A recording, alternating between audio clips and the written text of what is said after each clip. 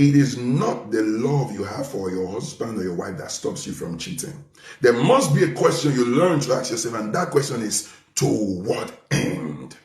If you think that the relationship you have with your spouse will stand the test of time because of the sweet words you say to yourself or because of the sacrifices you make, you are a joker.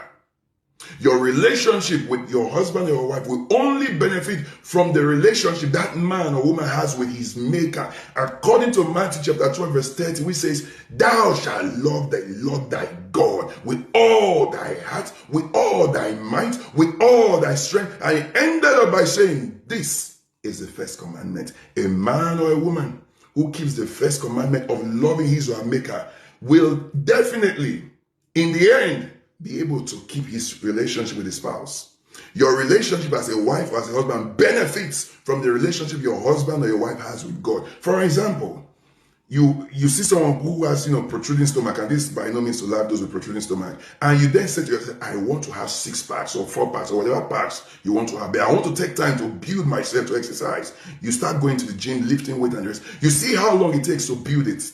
But you stay consistently and say, I want to build this thing. At the end of the day, when you achieve that, if you go for a party and they give you a cake, you will be mindful of how you taste, or if you really want to taste, or if you want to eat at all.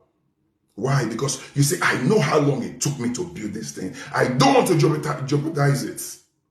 That is the same way a man or a woman builds relationship with his maker. When you have built that, when temptation comes, you ask yourself, will this be enough? To what end? Let's assume, for instance, sexual relationship.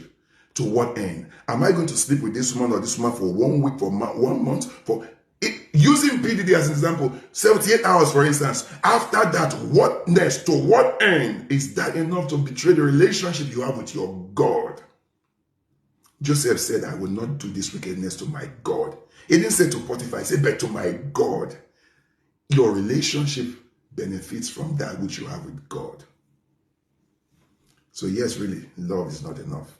Respect is not enough. But the love you have for God is what is enough.